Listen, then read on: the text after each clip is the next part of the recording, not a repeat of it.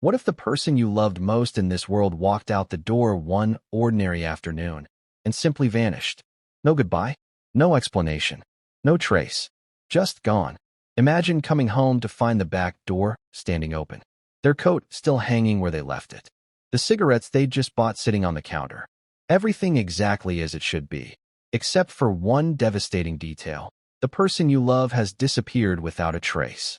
This is the story of Douglas Mills, a 44-year-old father, fisherman, and devoted partner who vanished from his home in Ericsbridge on a Saturday afternoon in January 2025.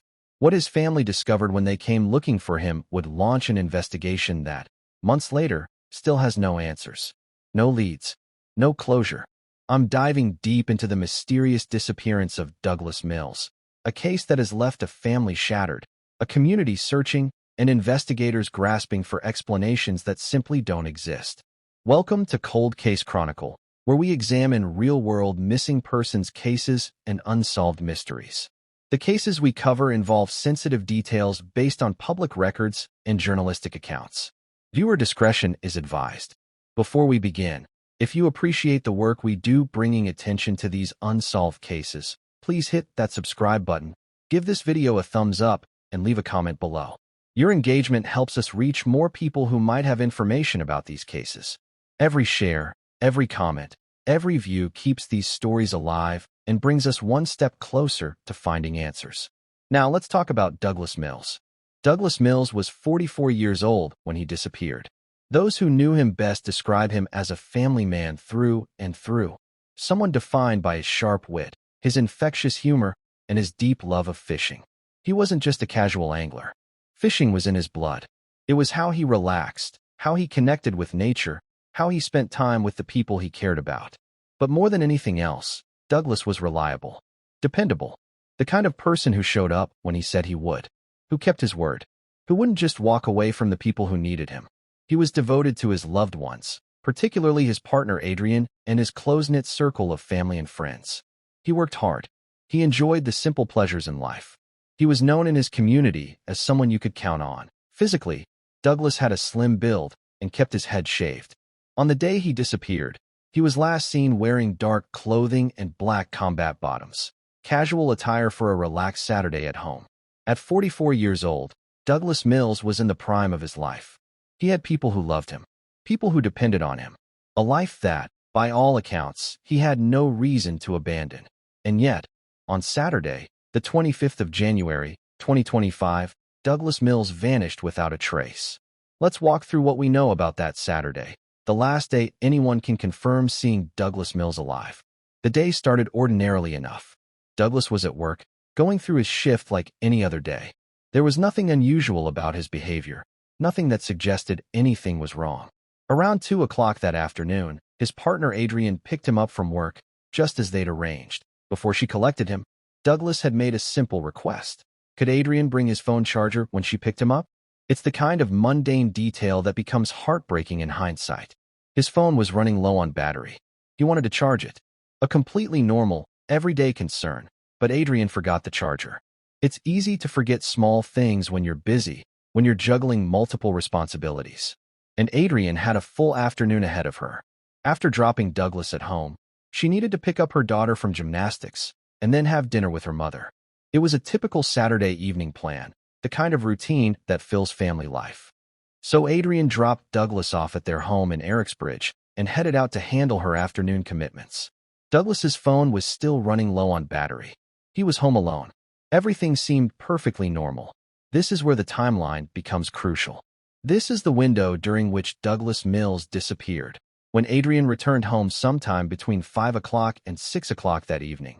Just a few hours after dropping Douglas off, everything had changed. The back door was standing open. Douglas was gone. Picture yourself in Adrian's position for a moment. You come home after a few hours out. You're expecting your partner to be there, probably watching television or relaxing after work. Instead, you find the back door open and the house empty. Your first thought might be that he stepped out for a moment. Maybe he's in the garden. Maybe he's taken a quick walk. You call out. No answer. You check the usual places. Nothing. And then you start to notice the details that don't add up. His coat is still there, hanging exactly where he left it. The cigarettes he'd bought earlier that day are sitting on the counter, unopened. All of his belongings are still in the house. His wallet, his keys, everything except Douglas himself. This wasn't the scene of someone who'd planned to go somewhere. This was the scene of someone who'd stepped out for just a moment. Maybe to the back garden, maybe to take out the rubbish, and simply never came back. For Adrian, the confusion must have quickly turned to concern, and then to something much darker, fear. Where was Douglas? Why would he leave the back door open? Why would he go anywhere without his coat, without his cigarettes, without any of his things? There would be no confirmed sightings of Douglas Mills after that day. No one came forward to say they'd seen him in the neighborhood. No one reported speaking with him. No security cameras in the area picked him up. It was as if Douglas had simply stepped out his back door and vanished into thin air. 2 days later, on Tuesday, the 27th of January, Douglas Mills was officially reported missing to the Metropolitan Police. 2 days might seem like a long time, but it's not unusual for families to wait a bit before filing a report. Often, there's hope that the person will return on their own, that there's a reasonable explanation, that any minute now, they'll walk through the door and everything will make sense. But Douglas didn't come home that night, or the next day, or the day after that. The Metropolitan Police opened a missing person investigation. They began conducting interviews, reviewing CCTV footage from the area, and trying to piece together Douglas's last known movements. But weeks passed with no developments. No word, no sign, nothing. The silence was deafening. Then, on the 14th of February, 2025, nearly 3 weeks after Douglas disappeared, the Metropolitan Police issued a public appeal. They released a statement confirming that Douglas Mills had not been seen for 3 weeks and urgently needed to be found. Along with the appeal, police released CCTV footage that they believed showed Douglas's last movements captured on camera. The CCTV footage is haunting in its ordinariness. It shows Douglas in a local shop earlier that day, the 25th of January, buying cigarettes. These were the same cigarettes that Adrian would later find unopened in their home. Here's what stands out about this footage. Douglas looks completely normal, relaxed. There's no sign of distress, no indication that anything is wrong. He's not looking over his shoulder. He's not acting paranoid or frightened. He's just a man buying cigarettes on a Saturday afternoon, going about his day like he's done 1,000 times before. For his family and friends, this footage only deepened their conviction that something terrible must have happened to Douglas. Because the man in that video doesn't look like someone planning to disappear. He doesn't look like someone about to walk away from his entire life. He looks like someone who expects to go home, relax for the evening, and wake up the next morning to another ordinary day. But that's not what happened. Douglas's disappearance has devastated those who know him. For Adrian, the woman who shared his life, the woman who dropped him off that afternoon expecting to see him again in just a few hours, the pain is unimaginable. She's made emotional appeals for information, speaking publicly about the nightmare she's been living. She's explained that Douglas's bank card, which would have been with his phone, hasn't been used since he disappeared. Not once. Not a single transaction. While Douglas may have had a small amount of cash on him that day, Adrian knows it wouldn't have been enough to sustain him for days, let alone weeks or months. Where would he sleep? How would he eat? How would he survive without accessing his bank account? The lack of financial activity is one of the most troubling aspects of this case. In our modern world, it's incredibly difficult to exist without leaving some kind of digital footprint. We use cards for everything. We're tracked by our phones, our computers, our digital transactions. To completely vanish without a single electronic trace requires either incredible planning or something far more sinister. Adrian is certain that Douglas would never willingly walk away from his family. She knows him. She knows his character, his values, his love for the people in his life. Whatever happened to Douglas Mills, she's convinced it wasn't by choice. Douglas's close friends share her conviction. One friend spoke publicly about the anguish of not knowing what else to do. They've organized searches. They've distributed posters throughout the community. They've shared appeals across every social media platform they can think of. They've kept Douglas's name in the public eye, refusing to let his case fade into silence.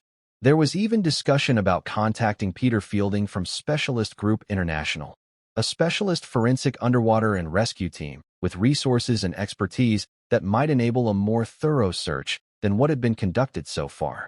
The fact that Douglas's friends were considering bringing in specialized search teams speaks to their desperation and their determination to find answers. The Metropolitan Police have been investigating Douglas's disappearance since he was reported missing. They've conducted searches of the local area, reviewed CCTV footage from multiple locations, and continued to appeal to the public for information.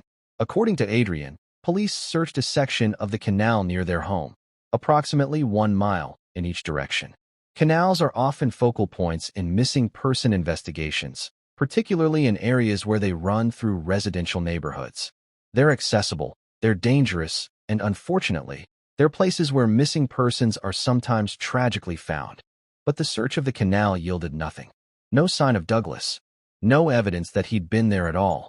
Police also examined Douglas's phone data, which provided some crucial information about his movements that day. His last texts and calls were sent or received while he was still near his workplace, before Adrian picked him up that afternoon. After that, nothing. No outgoing calls. No text messages. No WhatsApp activity. Adrian tried calling and texting Douglas after discovering he was missing. None of her messages got through. None of her calls connected. It was as if his phone had been switched off or the battery had died, which, given that he was running low on battery and never got his charger, seems entirely plausible. Here's where the investigation hits a frustrating wall. Police told Adrian they couldn't access Douglas's WhatsApp or Facebook accounts. The reason? Douglas had done nothing wrong, and accessing his private communications would raise significant privacy concerns. From a legal and ethical standpoint, this makes sense. We have rights to privacy, even when we're missing. Law enforcement can't simply access anyone's private communications without cause or proper legal authorization. There need to be safeguards in place to protect civil liberties. But from a family's perspective, when someone they love has vanished without explanation, these legal protections can feel like obstacles to finding the truth. What if there's something in those messages that could explain where Douglas went? What if someone contacted him that day? What if there's a crucial clue buried in his social media activity? The tension between privacy rights and the urgent need to find a missing person is one of the most challenging aspects of modern investigations. For Adrian and those close to Douglas, the inability to access his digital communications is deeply frustrating. But it doesn't change their fundamental belief. There is no possibility Douglas would willingly walk away from his family. None. One of the most powerful aspects of Douglas's case has been the response from his community. The people of Ericsbridge and the surrounding areas rallied together almost immediately once word of his disappearance spread. Social media became a crucial tool in keeping Douglas's case alive. Friends and family members shared his photo, his description, and information about his disappearance across Facebook, Twitter, Instagram, and every other platform available. The posts were shared hundreds, then thousands of times, spreading far beyond the local area. Physical searches were organized. Groups of volunteers walked through local parks, along canal towpaths, through wooded areas, anywhere Douglas might have gone or where evidence might be found. Posters with Douglas's photograph and vital information were printed and distributed throughout the area. They were put up in shop windows, on community notice boards, on lampposts and bus stops. Everywhere you looked in Ericsbridge, Douglas's face was there, a constant reminder that a member of the community was missing and needed to be found. The charity Missing People featured Douglas in their appeals, providing crucial support to his family and using their platform to urge the public to come forward with any information. Missing People is a UK charity that provides specialized support to missing persons and their families, and their involvement in a case can significantly raise its profile. Local media covered the story, helping to spread awareness beyond just social media and into the broader public consciousness. Every article, every news segment, every appeal was another opportunity for someone who might know something to come forward. This kind of community response is vital in missing person cases. Investigations rely heavily on public cooperation. Someone might have seen something without realizing its importance. Someone might have information that seems insignificant to them, but could be the key to solving the entire case. Douglas's friends and family refused to let his disappearance become just another statistic, just another missing person file gathering dust. They fought to keep his case active, visible, and present in people's minds. This is the question that haunts everyone who knows this case. What happened during those few hours between 2 o'clock in the afternoon and 6 o'clock in the evening on Saturday, the 25th of January, 2025? In missing person investigations, investigators typically consider several possible scenarios. Let's walk through each one and examine how it applies to Douglas's case. Could Douglas have chosen to leave? Could he have walked away from his life deliberately? Police have told those close to Douglas that they can't completely rule out the possibility that he got into a vehicle and left the area willingly. From an investigative standpoint, this has to remain on the table until there's definitive proof otherwise. But everyone who knows Douglas insists this would be completely out of character. There's no evidence to support this theory, and it contradicts everything his family and friends know about who Douglas is as a person. Douglas was reliable, devoted. He had strong relationships with the people in his life. There were no known problems in his relationship with Adrian. No financial troubles that might cause someone to flee. No legal issues. No apparent reason to suddenly abandon everything. He left behind all his belongings, his coat, his cigarettes, his wallet. If you were planning to disappear voluntarily, wouldn't you take at least some essentials with you? Wouldn't you grab your coat before leaving? Wouldn't you access your bank account at some point to get money for food and shelter? The complete absence of any planning or preparation argues strongly against voluntary disappearance. Could Douglas have been struggling with mental health issues that his family wasn't aware of? The charity Missing People notes that mental health can be a significant factor in a considerable number of disappearances. Sometimes people experiencing severe depression, anxiety, psychosis, or other mental health crises can act in ways that seem completely out of character. They might wander away from home in a dissociative state. They might feel compelled to leave everything behind. They might not be thinking rationally about the consequences of their actions. Mental health struggles can be invisible. People can be very good at hiding their pain, even from those closest to them. It's possible for someone to be in crisis while appearing perfectly normal to everyone around them. However, there's no indication that Douglas was experiencing a mental health crisis on the day he disappeared. The CCTV footage shows him looking relaxed and normal just hours before he vanished. His behavior at work that day was unremarkable. He was making plans for the evening, asking Adrian to bring his charger. These are the actions of someone engaged with their immediate future, not someone in the depths of a crisis that would cause them to disappear. That doesn't mean mental health can be completely ruled out as a factor, but there's nothing concrete to suggest it played a role in Douglas's disappearance. Could someone have harmed Douglas? Could his disappearance be the result of criminal activity? This is perhaps the darkest theory, but it's one that can't be ignored. There have been rumors, whispers in the community, suggesting that Douglas might have been kidnapped or harmed by criminal elements. According to his friend Ricky, police have investigated and ruled out these specific rumors. But the sudden and unusual nature of Douglas's disappearance has left many wondering if something sinister happened. Consider the circumstances. Douglas was home alone for just a few hours. The back door was found open. He vanished without taking any of his belongings. There's been no contact, no sightings, no use of his bank card. Could someone have come to the house? Could Douglas have answered the door to someone he knew, or thought he knew? Could there have been some kind of altercation? The problem with this theory is the complete absence of evidence. There were no signs of a struggle at the house. No witnesses reported seeing anything suspicious. No one heard anything unusual. Douglas's phone data doesn't show any concerning contacts before he disappeared. If foul play was involved, whoever was responsible left no trace, no evidence, and no witnesses. It's possible, but proving it is another matter entirely. Could Douglas have had an accident? Could something have happened that was entirely unintentional? One theory suggested by police is that Douglas may have fallen into the canal. Accidental drownings are more common than many people realize, and canals can be particularly dangerous. The water is often cold, the sides can be slippery, and if someone falls in alone, there may be no one around to help. However, Douglas's friend Ricky has expressed skepticism about this theory, and his reasoning is compelling. He and Douglas grew up together and spent countless hours on the towpaths around the canal. They fished together. They walked those paths all through their childhood and adult life. Douglas knew the area intimately. He knew where the dangerous spots were. He knew how to navigate safely. Would someone so familiar with the canal really have an accident in broad daylight on a Saturday afternoon?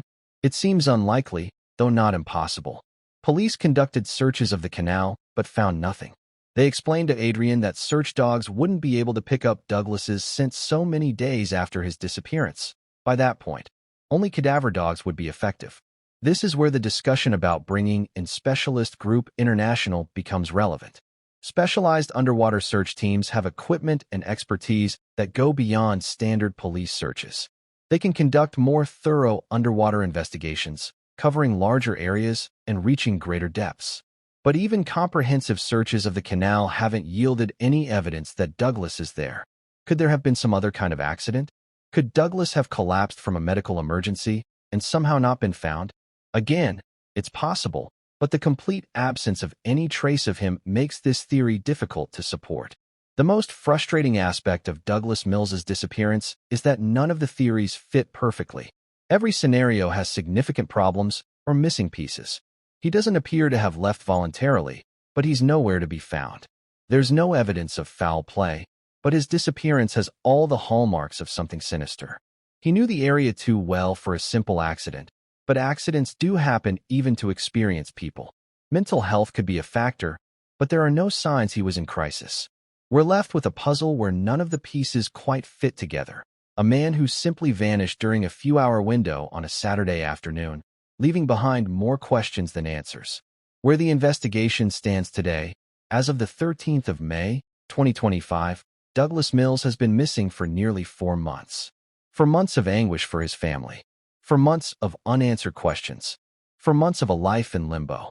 The investigation remains open and active. The Metropolitan Police continue to seek information from the public. Anyone who might know anything, who might have seen anything, who might have even the smallest piece of information is urged to come forward. Douglas's family, friends, and community continue searching for answers, refusing to let his case fade into silence. They continue sharing his story, keeping his name and face in the public eye, hoping that someone, somewhere, knows something that could break this case wide open. If you have any information regarding Douglas Mills's whereabouts, please contact the Metropolitan Police on 101 and quote reference 4109/27JAN. That's reference 4109/27JAN. You can also call Crime Stoppers anonymously on 0800-555-111. Crime Stoppers allows you to provide information completely anonymously. They don't trace calls, they don't ask for your name, and you won't have to appear in court. You can also reach out to the charity Missing People by calling or texting 11600. The service is free and confidential, operating 24 hours a day, 7 days a week. Even the smallest piece of information could be the key to bringing Douglas home. Something that seems insignificant to you might be the crucial detail that investigators need. Maybe you saw someone in the area that afternoon. Maybe you noticed something unusual but didn't think it was important at the time. Maybe you know something but weren't sure if you should come forward. Please, if you know anything at all, contact the authorities. You could be the person who solves this case. Every missing person deserves to be found. Douglas Mills is more than a missing person case number. He's more than a file on someone's desk or a statistic in a database. He's a real person with people who love him desperately. He's a partner to Adrian, a friend to Ricky and so many others, a member of a community that misses him profoundly. He's someone's son, someone's friend, someone who made people laugh with his sharp wit. He's a fisherman who loved spending time by the water. He's a hard worker. He's reliable, caring, devoted. He's a 44-year-old man who deserves to be found. By staying informed and sharing verified information, we can all contribute to the search for Douglas Mills. Every share of this video, every conversation you have about his case, every time you spread awareness, it all matters. It keeps his case alive. It keeps pressure on investigators. It increases the chances that someone who knows something will finally come forward. If this case touched you, please share this video to raise awareness. Like, comment, and hit the subscribe button for updates on this case and other missing persons cases. Your support helps keep these stories alive and brings us one step closer to finding answers. For more information and updates, visit the Metropolitan Police website and the Missing People charity page.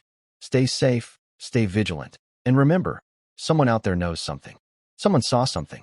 Someone has a piece of this puzzle, even if they don't realize it yet. This is Cold Case Chronicle, reminding you that behind every missing person case is a family searching desperately for answers, a community hoping for resolution, and a human being who deserves to come home. Douglas Mills vanished on Saturday, the 25th of January, 2025.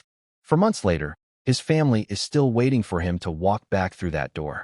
Help us bring Douglas home.